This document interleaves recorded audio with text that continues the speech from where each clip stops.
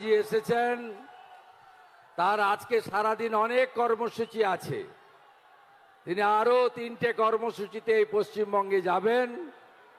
আমি কাঁথির বর্তমান সাংসদ প্রাক্তন কেন্দ্রীয় মন্ত্রী শিশির বাবুকে বলবো স্মারক দিয়ে বরণ করে নিতে। জেলা সভাপতি অরূপ দাস মহোদয়কে বলবো বরণ করে নিতে। প্রার্থী সৌমেন্দু অধিকারীকে বলবো বরণ করে নিতে।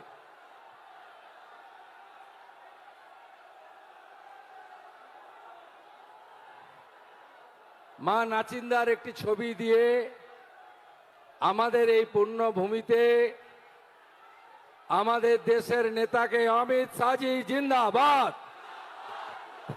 अमित शाह जी आप संघर्ष करो, हम तुम्हारी साथ है। अमित शाह जी जिंदाबाद। अमित शाह जी स्वागतम। अमित शाह जी स्वागतम। मोदी जी जिंदाबाद। এই বার 400 পার, এই বার 400 পার, এই বার 400 পার। সমবেত ভদ্রমণ্ডলী, আমি আমাদের নেতার আর সময় নষ্ট না করে মাননীয় নেতা অমিত শাহজিকে বক্তব্য রাখার জন্য অনুরোধ করছি।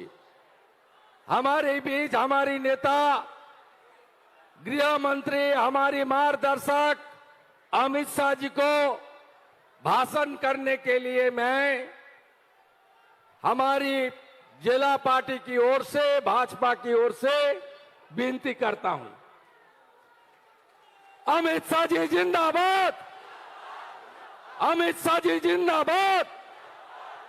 तृणमूलेर गुंडारा हुशियार। तृणमूलेर गुंडारा हुशियार। चोर ममता होशियार। मेरे साथ बोलिए, भारत माता की। क्यों भाई, कांथी वालों की आवाज को क्या हो गया है?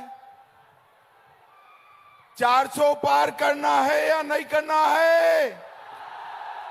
मोदी जी को तीसरी बार प्रधानमंत्री बनाना है या नहीं बनाना है? तो ऐसी आवाज नहीं चलती भाई। मेरे साथ दोनों हाथ उठाइए, उठाइए दोनों हाथ। विजय के संकल्प की मुट्ठी भींचे और प्रचंड आवाज से बोलिए, जय श्री राम, जय जय श्री राम। मंच पर उपस्थित हमारे वरिष्ठ नेता, जिनका मैं बहुत सम्मान करता हूं, श्रीमान शिशिर अधिकारी जी, बंगाल में प्रतिपक्ष के नेता और मेरे मित्र श्री शुभेंदु अधिकारी जी, श्री अरूप दास जी, रविंद्रनाथ मैती जी, बहन सुष्मिता सिन्हा जी, सोमनाथ राय जी, अमलेंदु पहाड़ी जी, मानस रॉय जी, तपन मैती जी, उमेश राय जी, चंद्रशेखर मंडल जी, बहन मानसी परुआ जी, आनंदमय अधिकारी जी, बहन बानाश्री मैती जी, और आज जिनको जिताने की अपील करने आए हों, हमारे युवा उम्मीदवार सोमेंदु अधिकारी जी के लिए जोर से ताली बजाओ जरा। भाइयों बहनों, कांथी की सभा में मैं सबसे पहले चंडी मंदिर, नाब्रतना मंदिर, बारगा भीमा मंदिर, मां चिंगलेश्वरी मंदिर और मुक्तिधाम मंदिर को प्रणाम कर कर मेरी बात की शुरुआत करता हूं। महान स्वतंत्रता सेनानी मातंगिनी हाजरा, युवा शहीद खुदीराम बोस, वीरेंद्रनाथ शासमल जी, ये तीनों स्वतंत्रता सेनानियों को प्रणाम कर कर मेरी बात की शुरुआत करता हूं। भाइयों बहनों, ये हमारा मेदिनीपुर क्षेत्र बहुत उपजाऊ क्षेत्र है। यहां के किसान जो धान पकाते हैं वो पूरे बंगाल का पेट भरने का काम करता है। मैं सभी किसानों को भी प्रणाम कर कर मेरी बात की शुरुआत करता हूं। आज राजा राम मोहन राय जी की जन्म तिथि है। राजा राम मोहन राय जी को श्रद्धांजलि देकर मैं आपसे बात करने आया हूं। भाइयों बहनों,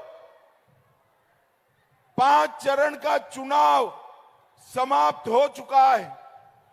मैं पूरे देश भर में घूमता घूमता आज कांथी आया हूं।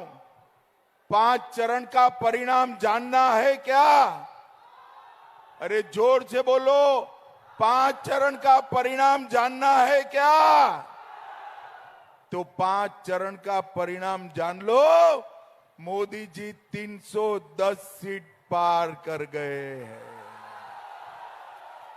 और ये ममता दीदी का इंडी अलायंस, उनका सुपड़ा साफ हो गया है, साफ हो गया। और बंगाल वालों, मेरी बात याद रखना, इस बार बंगाल में भी 30 सीटें नरेंद्र मोदी की झोली में जाने वाली है।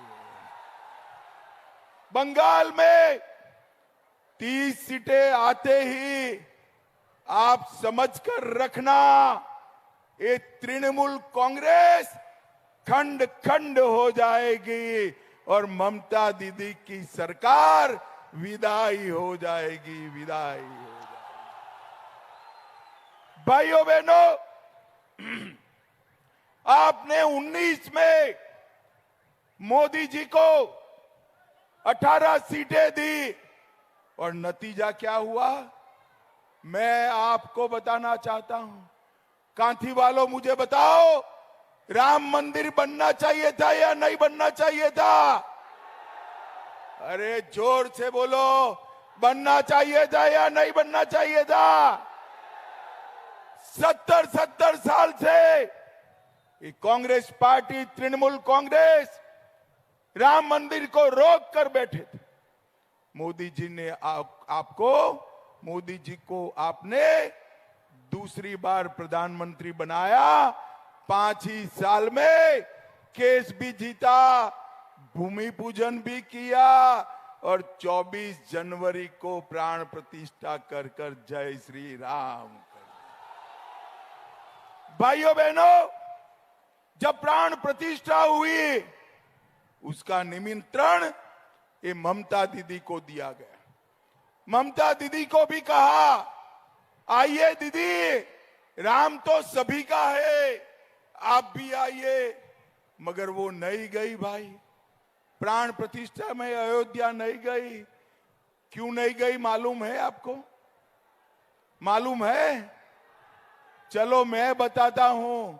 ममता दीदी प्राण प्रतिष्ठा में नहीं गई क्योंकि वो अपनी वोट बैंक से डरती है, वोट बैंक से डरती है। काथी वालों, आप लोग उसकी वोट बैंक नहीं हो।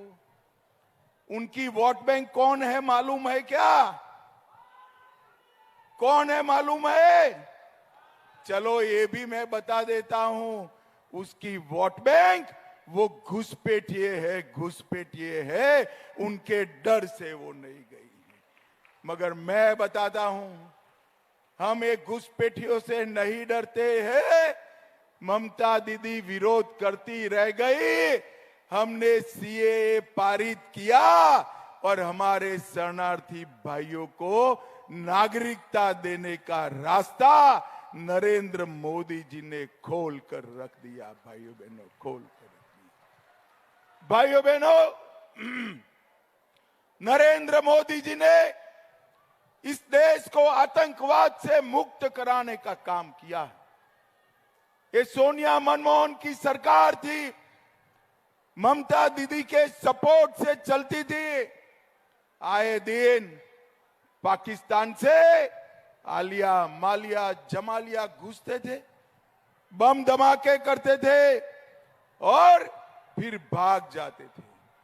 उनको कुछ नहीं होता था। मोदी जी की सरकार आपने बनाई। मोदी जी की सरकार में उरी और पुलवामा पर हमला हुआ, 10 ही दिन में सर्जिकल स्ट्राइक और एयर स्ट्राइक कर कर नरेंद्र मोदी जी ने पाकिस्तान के घर में घुसकर आतंकवादियों का सफाया। भाइयों बहनों, मुझे बताओ, ये पाक ऑक्यूपाई कश्मीर हमारा है या नहीं है? जोर से बोलो, है या नहीं है? ये ममता दीदी और कांग्रेस डराते। पाकिस्तान के पास एटम बम है। पाक ऑक्यूपाई कश्मीर की बात मत करिए। अरे राहुल बाबा, हम एटम बम से डरने वालों में से नहीं है। कांथी वालों, आज मैं बता कर जाता हूं, पाक ऑक्यूपाई कश्मीर भारत का है, रहेगा और हम उसको लेकर रहेंगे। भाइयों बहनों, अभी अभी ममता जी हार से जबरदस्त डरी हुई। कल मैं जैसे ही लैंड हुआ, एक एसएमएस मिला कि अपने शुभेंदु दा के घर पर पुलिस ने रेड करी है, रेड करी है। अरे ममता दीदी, हम भाजपा वाले हैं, आपकी पुलिस से नहीं डरते। आपके मंत्रियों के यहां से, आपके मंत्रियों के यहां से रेड हुई, 51 करोड़ रुपया मिला। कितना मिला? जोर से बोलो, कितना मिला? और शुभेंदु के घर पर रेड हुई, 4 आना भी ममता दीदी को नहीं मिला। 4 आना भी। हम नहीं डरते हैं। ममता दीदी, आज मैं कांथी में कह कर जाता हूं, पुलिस का दुरुपयोग बंद कर दो, वरना बंगाल की जनता जो 1 2 4 सीटें भी देने वाली है, वो भी चली जाएगी, वो भी चली जाएगी। भाइयों बहनों, ये शुभेंदु का क्षेत्र है। मैं यहां कह कर जाता हूं, ममता दीदी शुभेंदु पर जितना अत्याचार करेगी, भारतीय जनता पार्टी शुभेंदु जी को इतना ही बड़ा आदमी बनाएगी। भाइयों बहनों, ये बंगाल में पॉलिटिकल हिंसा ने लोकतंत्र को लगभग समाप्त कर दिया। पंचायत के चुनाव होते हैं, 200 से ज्यादा लोग मारे जाते हैं, मगर कांथी वालों, इस बार मत डरना। 5 चरण हुए, ममता के गुंडे किसी का बाल भी बांका नहीं कर पाए हैं।